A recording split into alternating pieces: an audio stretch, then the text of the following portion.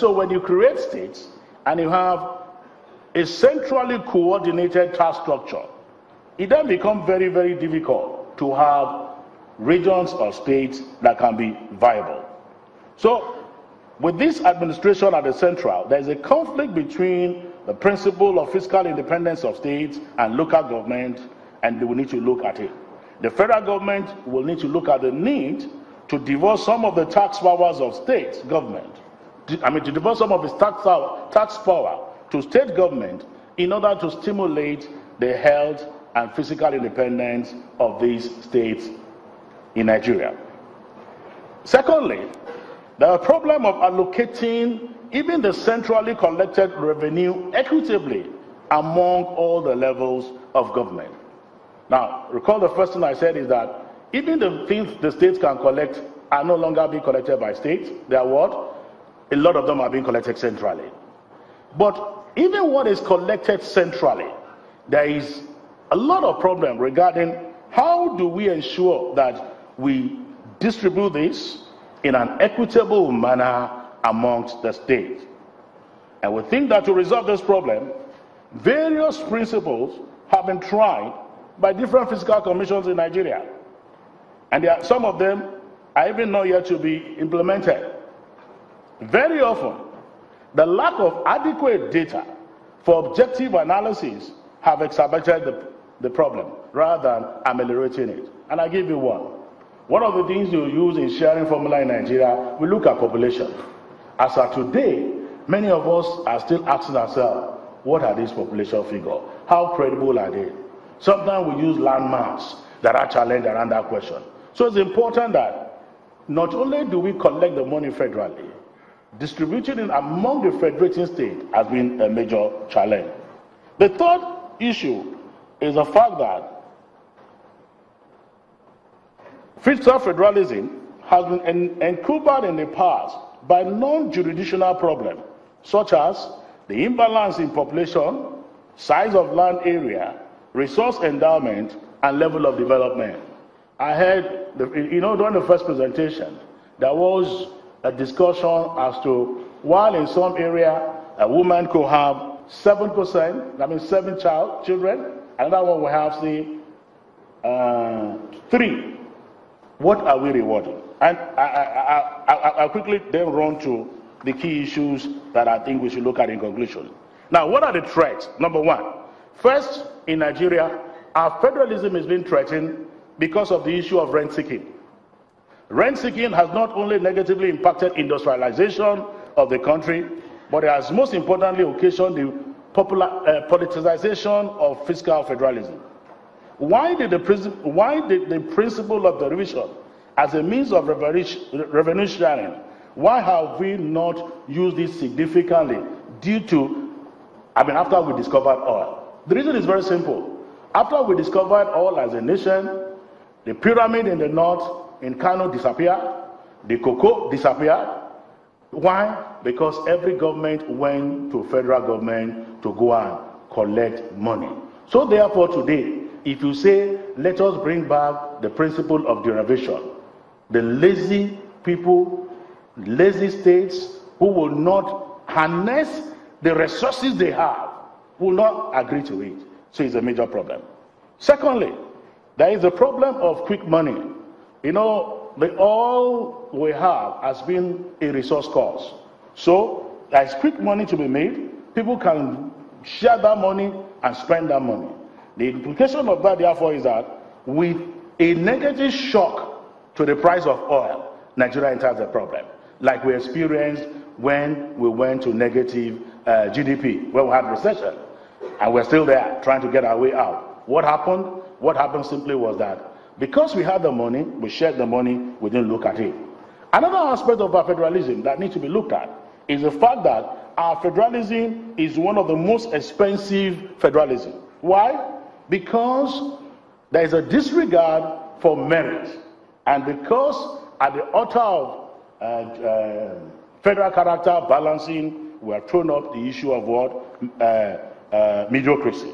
So today, we need to critically look at the cost structure of governance in Nigeria so that it can be well. Now, of course, There is a challenge of corruption, which we all have looked at. But having said that, I need to raise some issues for reform. First and foremost, there is a need for us to look at the long dominance, to look at the role of federal government in this matter. In conclusion, and I want to read this. In conclusion, a federal system must have the capacity to achieve relative economic equilibrium among its constituent states, and by extension, a balanced federalism. If the union is to coexist, there is a need for us to take care of everyone, because poverty anywhere in a federation is a limitation to prosperity everywhere. The case of Northeast stare all of us in the face. Once there is poverty anywhere, it will affect our ability to do business. Insecurity comes in, people can't do businesses, and you see that.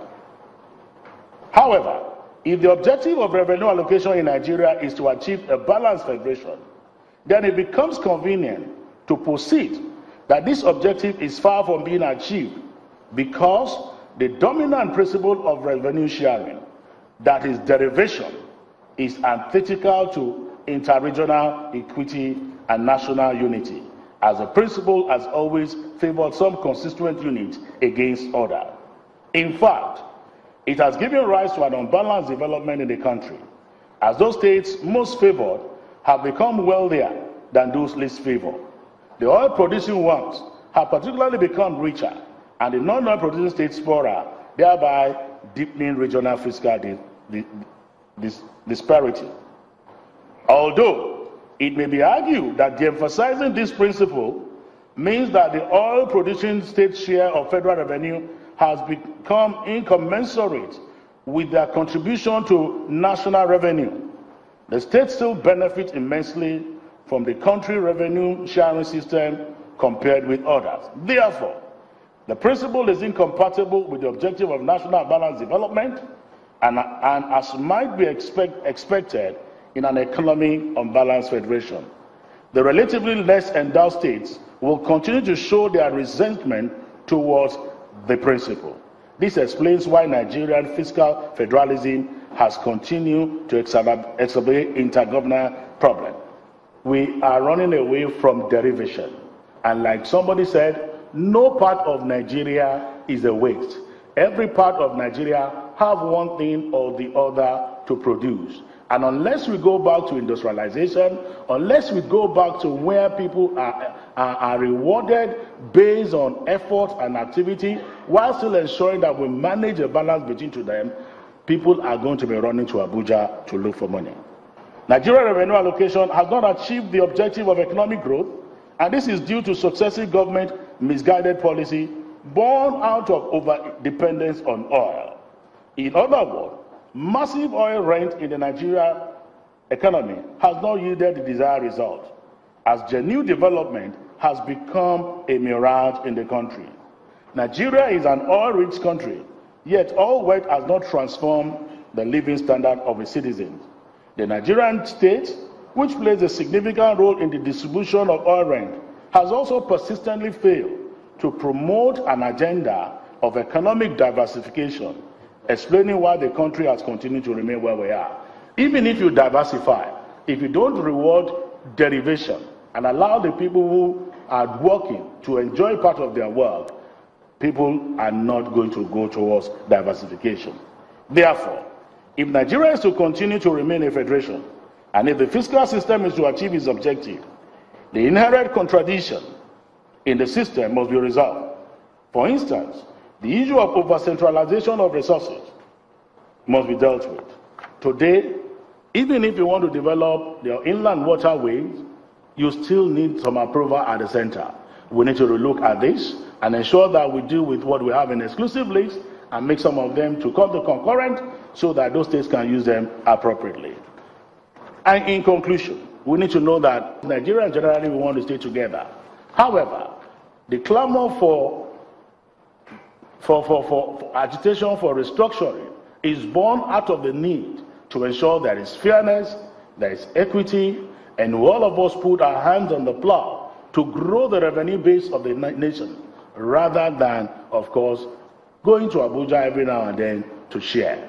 And this topic has become very important, and it is relevant, particularly in this day and age when we are seeing a lot of global agitation. Thank you for listening.